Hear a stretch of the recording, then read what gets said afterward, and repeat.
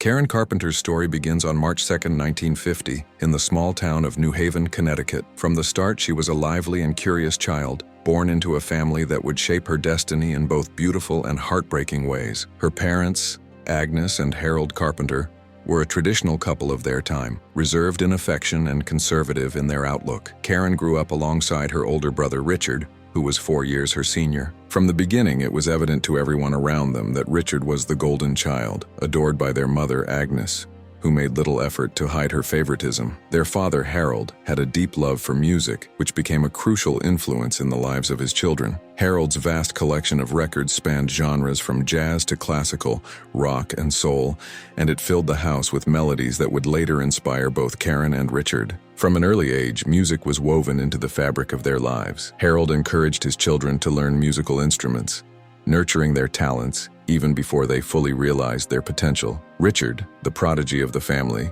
demonstrated an extraordinary aptitude for music as early as 3 years old. By the time he was a teenager, he was already mastering the piano, composing songs, and dreaming of a career in music. Karen, on the other hand, didn't immediately share her brother's passion for playing instruments. She loved listening to music, sure, but her interests lay elsewhere during her childhood. A tomboy at heart, she spent hours playing baseball with the neighborhood kids. Her skills on the field were so impressive that she was often chosen first for teams, even before her brother Richard, a fact that occasionally sparked sibling rivalry. This sibling dynamic was a defining feature of their childhood. They shared a strong bond, but it was often complicated by competition and the way their parents treated them differently. Agnes, in particular, would scold Karen whenever Richard felt overshadowed or upset. These moments, seemingly minor at the time, planted seeds of insecurity in Karen that would later shape much of her adult life. When Karen reached adolescence, her relationship with music began to blossom. She joined her high school's band not out of a burning desire to play, but as a practical way to avoid taking gym classes. It was there that she discovered her talent for percussion, particularly the drums. Unlike her peers, Karen found herself deeply drawn to the rhythm, and she quickly became a skilled drummer. This newfound passion for music brought her closer to Richard,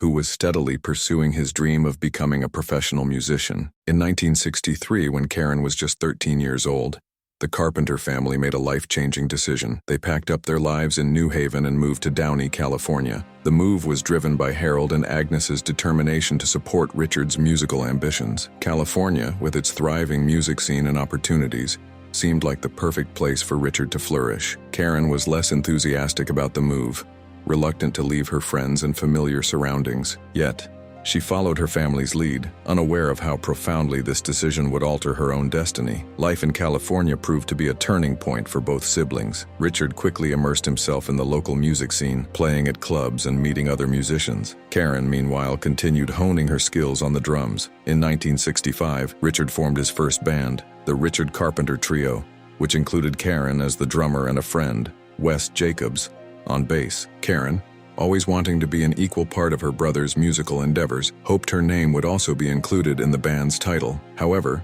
Richard, focused on his own career, insisted on keeping the spotlight on himself. Despite these small tensions, the trio began to gain recognition in the local music scene. Their repertoire consisted of covers of popular songs interspersed with Richard's original compositions. Karen's drumming skills were often a standout feature of their performances, but at this stage, her vocal talents were still a hidden gem. In 1966, the Richard Carpenter Trio experienced their first taste of success when they won a prominent music competition in California. The victory earned them a recording contract with RCA, a major step forward. However, the group's music, heavily influenced by jazz and softer melodies, didn't align with the rock-dominated market of the time. This mismatch led to the eventual dissolution of the trio when RCA canceled their contract. For Karen and Richard, this setback was not the end, but a new beginning. While Richard formed another group, Spectrum, to explore new musical styles, he began to notice something remarkable about his sister. Karen's voice, pure and melodic, had an emotional depth that was impossible to ignore. Though she was still primarily known as a drummer,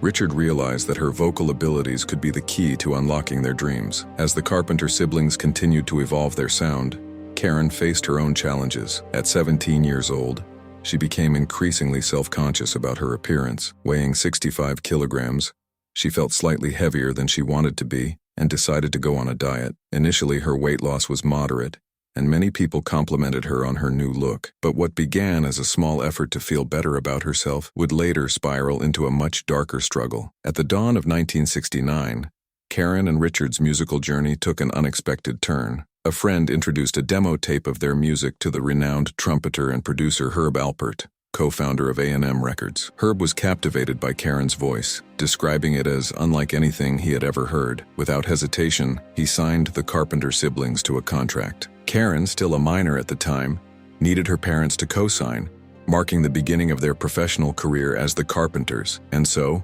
with the release of their first album on the horizon, the stage was set for Karen and Richard to embark on a path that would lead them to stardom, though not without trials and tribulations that would test their bond, their faith, and their resilience. In the new surroundings of Downey, California, Richard Carpenter thrived. The vibrant music scene and proximity to Los Angeles fueled his dreams. Richard, a perfectionist even as a teenager, immersed himself in music. While his peers were focused on typical high school pursuits, Richard was working tirelessly on honing his craft, studying classical compositions while experimenting with popular music styles of the 1960s. He became a regular figure at local clubs, often performing his original pieces or collaborating with other musicians. Karen, meanwhile, continued to support her brother's efforts, always nearby but largely in the background. At this point, her role was mostly limited to being a drummer, a position she genuinely enjoyed. Richard had clear ambitions for himself, envisioning a future as a composer and performer. He worked relentlessly,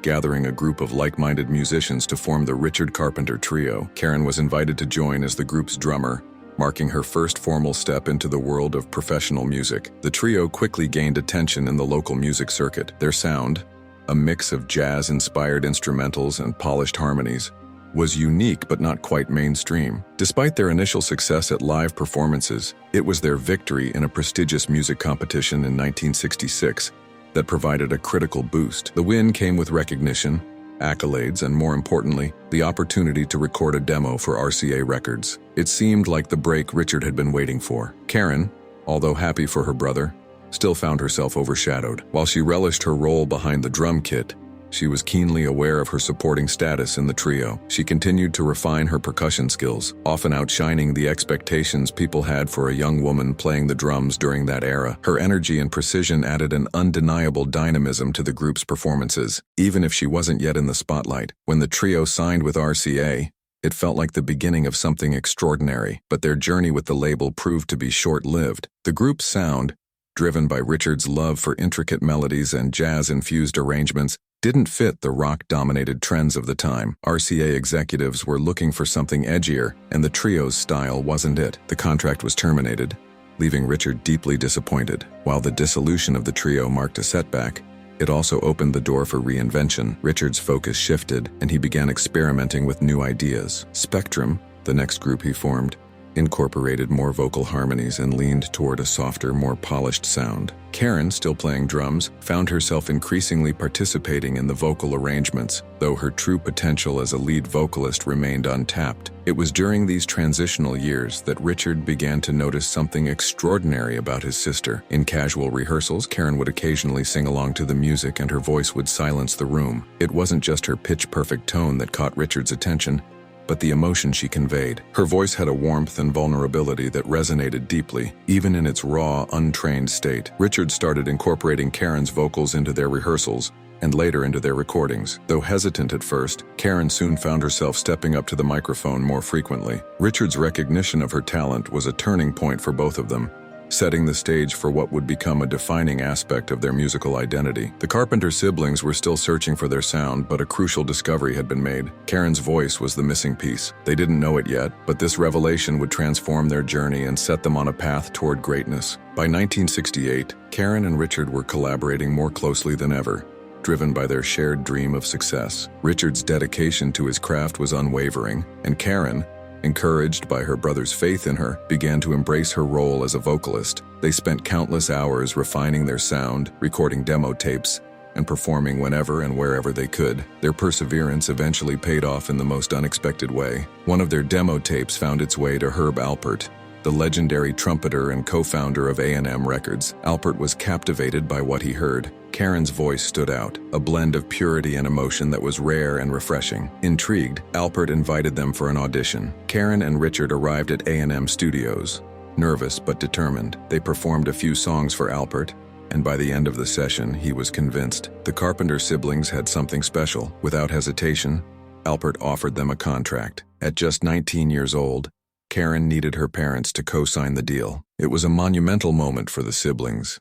Finally, a real opportunity to bring their music to the world. Their debut album, Offering, was released in late 1969. It featured a mix of original compositions and covers, with Karen singing lead vocals on several tracks. While the album showcased their potential, it failed to gain traction commercially. Critics were lukewarm, and sales were disappointing. It was a humbling experience, but neither Karen nor Richard was ready to give up. Amid the initial struggles, Herb Alpert stepped in with a suggestion that would change everything. He encouraged the Carpenters to record a song called They Long to Be Close to You, a track that had previously been recorded by other artists without much success. Richard was skeptical at first, but decided to give it a try. Karen, by now more confident in her vocal abilities, agreed to take the lead. The result was magical. Karen's voice brought a new dimension to the song, blending sweetness and sincerity in a way that felt both intimate and universal. When the single was released in May 1970, it quickly caught the attention of radio stations and listeners. Within weeks,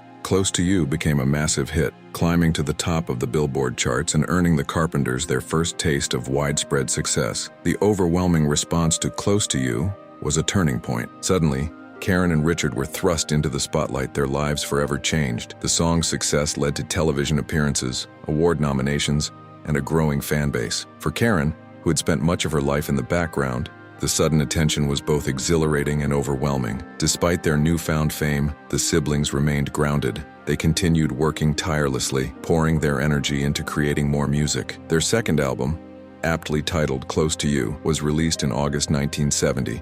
Featuring the hit single and several other tracks that highlighted their signature sound. The album was a commercial success, solidifying their place in the music industry. Karen's voice became the heart of their music, drawing listeners in with its unique blend of vulnerability and strength. Richard's arrangements, meticulous and innovative, provided the perfect complement. Together they created a sound that was both timeless and contemporary, a sound that would define their career. The journey to this point had been anything but easy, but the struggles and setbacks only made their success more meaningful. The Carpenters had found their place in the music world, but the challenges they had faced were just the beginning of a story that would continue to evolve in ways they couldn't yet imagine. The release of Close to You catapulted Karen and Richard into the limelight in ways they had never anticipated. For Karen, the whirlwind of success brought mixed emotions. On one hand, she was thrilled to see their hard work paying off. On the other, the pressure to maintain their newfound fame was daunting. Audiences were captivated by Karen's gentle yet commanding voice, and the Carpenters' soft, melodic style stood out in an era dominated by louder rock and roll sounds. As their popularity soared, the demands of fame began to take their toll. The siblings were thrust into a relentless cycle of recording sessions,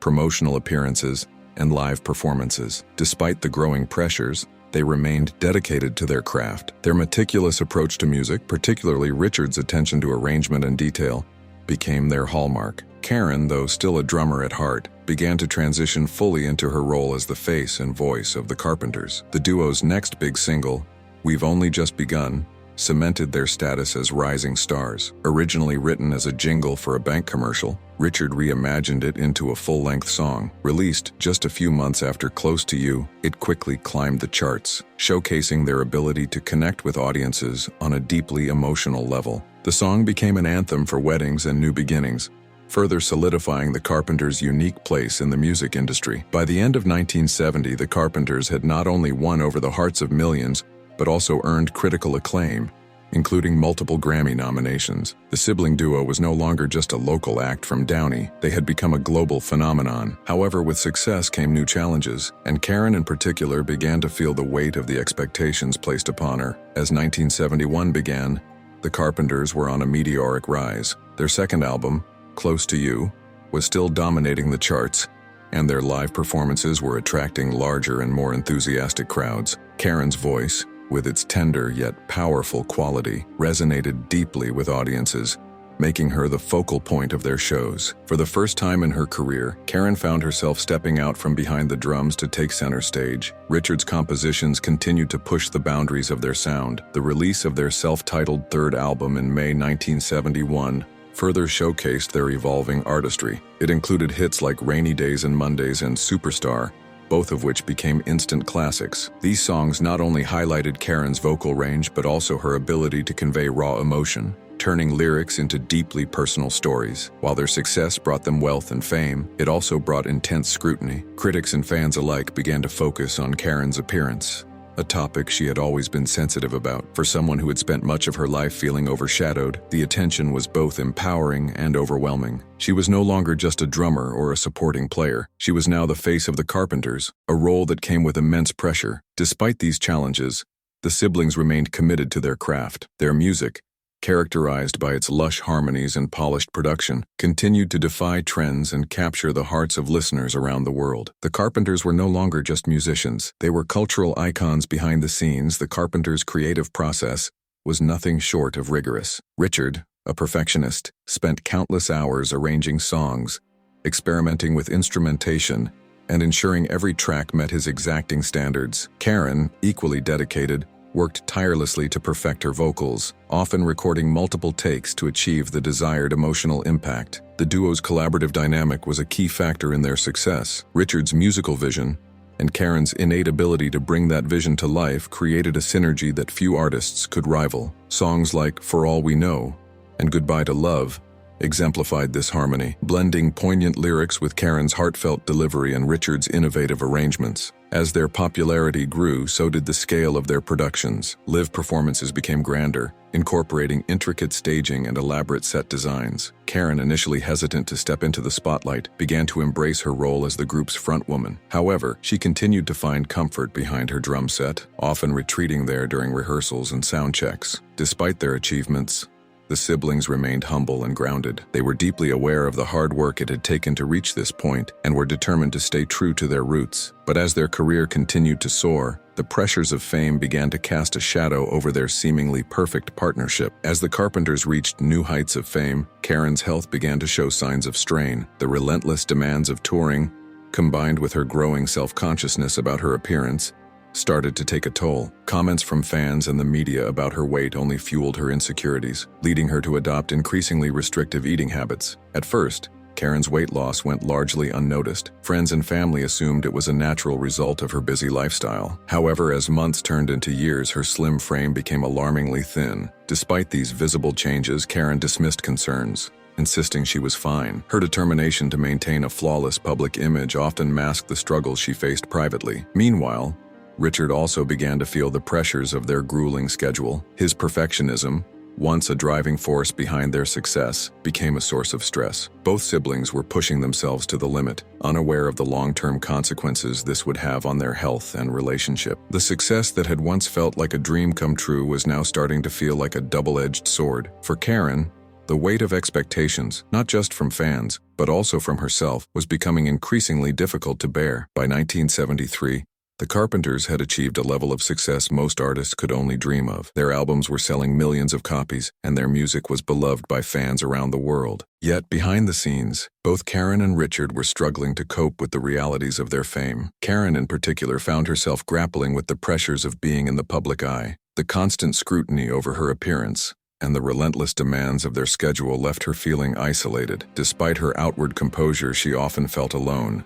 unable to fully express her insecurities, even to those closest to her. Richard, too, was facing his own challenges. His perfectionism, while a key ingredient in their success, had become a source of tension. He felt the weight of responsibility not just for their music, but also for Karen's well-being. As the creative force behind the Carpenters, he was constantly striving to outdo their previous work, a goal that often left him feeling exhausted and overwhelmed. Amid these struggles, the siblings continued to produce music that resonated with audiences. Songs like Yesterday Once More and Top of the World became instant hits, showcasing their ability to create timeless melodies. However, the cracks in their personal and professional lives were becoming harder to ignore. As the demands of their career continued to grow, so did the strain on their relationship. Karen and Richard, once inseparable, began to feel the effects of the relentless pace they had set for themselves. While their music remained a source of joy for their fans, The toll it was taking on their lives was becoming increasingly evident. By 1979, Karen Carpenter was at a crossroads. After years of collaborating exclusively with her brother, she yearned to explore her own artistic identity. Karen had always loved singing, but she wanted to try something different, something that went beyond the familiar sound that had defined the Carpenters' success. Fueled by this desire, she began working on a solo album. Karen's decision wasn't without challenges. Richard, who was recovering from his struggles with prescription drug addiction, wasn't supportive of her independent project. Their record label, too, was hesitant, fearing that a solo album might alienate the Carpenters' loyal fan base. Despite these reservations, Karen pressed on, collaborating with renowned producer Phil Ramone to create a sound that was distinctly her own. The sessions were both liberating and demanding. Karen's new music leaned into contemporary pop and disco influences, a departure from the Carpenters' signature style. Songs like "My Body Keeps Changing My Mind" showcased her versatility as a vocalist, revealing a side of her artistry that fans had never seen before. For Karen, the project was a chance to step out of Richard's shadow and prove herself as an individual artist. However, when the album was completed and presented to A&M Records, it was met with resistance. Executives were uncertain about its commercial potential, and Richard voiced his concerns about its divergence from their established sound. Ultimately, the decision was made to shelve the album, a blow that deeply affected Karen. Despite her resilience, the rejection left her feeling defeated, compounding the insecurities she had long battled. As the 1980s began, the Carpenters found themselves facing a decline in popularity. The music landscape had shifted, and their soft, melodic style was losing ground to edgier, more experimental sounds. Albums like Passage and Made in America, though critically appreciated, failed to replicate the commercial success of their earlier work. For Karen, the waning popularity brought additional stress. The relentless scrutiny of her personal life, particularly her appearance, had become overwhelming. Her struggles with self-esteem and body image intensified, and her health began to visibly deteriorate. Meanwhile, Richard was focused on keeping their music alive, pouring himself into new projects, and trying to adapt to the changing times. Despite the challenges, the siblings remained committed to their craft. They continued to tour and perform, drawing on their deep bond and shared love of music. Yet the pressure to remain relevant in an ever-changing industry took its toll, particularly on Karen, who struggled to balance the demands of fame with her own well-being. In 1980, Karen married Thomas James Burris, a real estate developer she had met just months earlier. At first, their whirlwind romance seemed like the fresh start Karen desperately needed. She longed for stability, a family, and a sense of normalcy outside the spotlight. However, the marriage quickly unraveled, revealing the dark side of her new life. Burris, as it turned out, was deeply manipulative. Financially unstable, he used Karen's wealth to fund a lavish lifestyle while subjecting her to emotional abuse. To make matters worse, Karen discovered that he had undergone a vasectomy, effectively dashing her dreams of having children, a revelation he had kept from her until after their wedding. The relationship left Karen feeling betrayed and isolated. Just a year after their wedding, she filed for divorce. The experience took a heavy emotional toll, exacerbating her existing insecurities and health issues. Karen's friends and family tried to support her, but she often kept her pain hidden, retreating further into herself as she navigated this difficult chapter. By the early 1980s, Karen's battle with anorexia nervosa had reached a critical point. What had started as an attempt to lose a few pounds had spiraled into a life-threatening condition. She was dangerously underweight, and her health was rapidly declining. Karen's use of laxatives and other harmful practices to control her weight further worsened her physical state. Friends and colleagues began to notice the severity of her condition. On stage, Karen's once radiant energy was now replaced by a fragile presence, her shrinking frame a stark contrast to the strength of her voice. Offstage, her struggles were evident, yet she continued to downplay her illness, insisting she was fine. Despite growing concerns, Karen resisted seeking professional help. Her family, particularly her mother Agnes, dismissed the seriousness of her condition, viewing it as a private matter that didn't require outside intervention. For Karen, the lack of support only deepened her feelings of isolation and despair. In 1981, Karen finally took a significant step toward addressing her anorexia. Encouraged by close friends, she traveled to New York to meet with Dr. Stephen Levenkron, a specialist in eating disorders. For Karen, this marked a turning point, a chance to confront the illness that had silently consumed her for years. The therapy sessions were both challenging and enlightening. Dr. Levenkron helped Karen understand the underlying emotional triggers of her anorexia, including her perfectionism, insecurities, and complex relationship with her family. He also worked to rebuild her self-esteem, encouraging her to focus on her strengths rather than her perceived flaws. As part of her treatment, Karen's family was brought into the process. However, the results were mixed. While Richard and her father expressed support, her mother's reluctance to acknowledge Karen's struggles proved to be a major obstacle. Agnes's cold demeanor and refusal to offer the emotional validation Karen desperately craved left a lasting impact, complicating her path to recovery. By late 1982,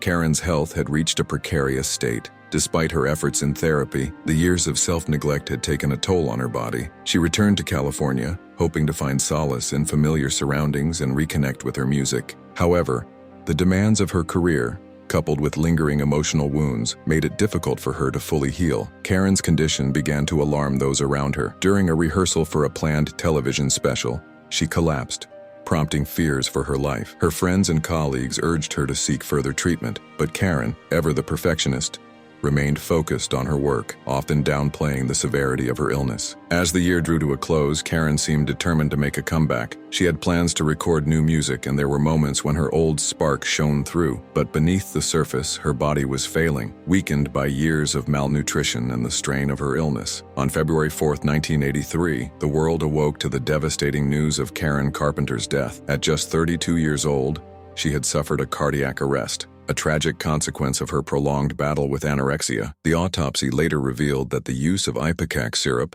a substance Karen had been taking to induce vomiting, had caused irreversible damage to her heart. Karen's death sent shockwaves through the music industry and beyond. Fans, friends, and fellow artists mourned the loss of a talent that had touched so many lives. Her passing also brought widespread attention to the dangers of eating disorders, sparking conversations about mental health and the pressures of fame. For Richard, the loss of his sister was immeasurable. Karen had been his partner, collaborator, and closest confidant. In the years that followed, he worked tirelessly to preserve her legacy, ensuring that her voice and the music they created together would continue to inspire future generations. Karen Carpenter's passing left a void in the music world that could never be filled. Her voice, often described as angelic, resonated deeply with millions, and her music continued to touch hearts even after her death. Songs like Close to You, We've Only Just Begun, and Rainy Days and Mondays became timeless classics, remaining staples on radio playlists and in personal music collections around the world. Richard Carpenter,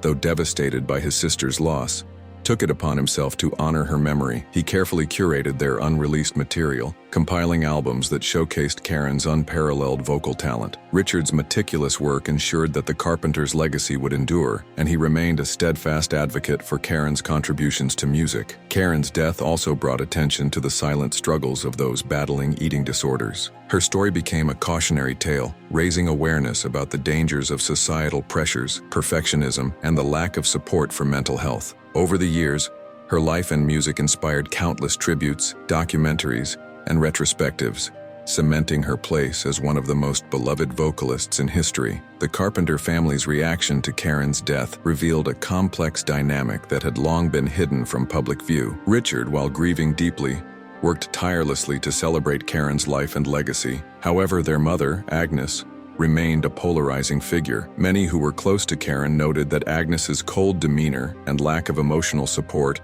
had played a significant role in Karen's struggles. Controversy arose when a CBS biopic about Karen's life aired in 1989. While the film attempted to depict her journey with honesty, Richard and Agnes insisted on changes that altered the narrative. Scenes that highlighted Karen's yearning for her mother's approval and the family's internal tensions were removed, leaving a sanitized version of events. Critics and fans alike questioned these omissions, with many feeling that the film failed to capture the depth of Karen's struggles. Despite these challenges, the Carpenter family remained united in their shared grief. Richard's ongoing efforts to preserve Karen's work helped to ensure that her music would continue to inspire and uplift audiences for generations to come. Karen Carpenter's story has been revisited countless times through media portrayals, documentaries, and books. These retellings sought to capture not only her immense talent, but also the complexities of her personal life. Documentaries such as The Karen Carpenter Story and Superstar explored the darker aspects of her fame, shedding light on the pressures she faced as a public figure. One of the most impactful portrayals came in the form of fan-made tributes, which highlighted Karen's humanity and vulnerability. These projects often emphasized her kindness, humor, and dedication to her craft, reminding the world that behind the iconic voice was a woman who had faced extraordinary challenges. Critics have praised these portrayals for their sensitivity, though some efforts have been criticized for sensationalizing her struggles. Regardless of the approach, each retelling has contributed to the ongoing dialogue about fame, mental health, and the lasting impact of Karen's music. For years, Karen's solo album remained a hidden chapter in her story. After its shelving in 1980, the album became a source of curiosity for fans who longed to hear Karen's voice in a new context. It wasn't until 1996, 13 years after her death, that the album was finally released. The decision to release the album was not without controversy. Richard, who had initially opposed the project, eventually agreed to its publication, recognizing its historical significance. Fans and critics alike were eager to hear Karen's work, and the album was met with a mix of acclaim and poignancy. Songs like If I Had You and Still Crazy After All These Years showcased a different side of Karen's artistry, proving her versatility and talent beyond the Carpenters' signature sound. For many, the release of the solo album felt like a long overdue tribute to Karen's individuality. It allowed listeners to appreciate her as not just part of a duo, but as a remarkable artist in her own right. The album's release added another layer to Karen's legacy, further solidifying her place in music history. Decades after her passing, Karen Carpenter's voice continues to captivate audiences worldwide. Her music transcends generations, resonating with listeners young and old. Whether it's the hopeful strains of We've Only Just Begun, or the melancholy beauty of Rainy Days and Mondays, Karen's ability to convey raw emotion remains unmatched. Her story, though marked by tragedy, serves as a powerful reminder of the importance of empathy, understanding, and self-acceptance. Karen's life has inspired countless conversations about mental health, eating disorders, and the pressures of fame, fostering greater awareness and compassion. Today, the Carpenters' legacy endures not just through their music, but also through the impact they've had on fans around the world. Karen Carpenter's voice remains a symbol of beauty, vulnerability, and strength, a timeless gift that continues to inspire and uplift.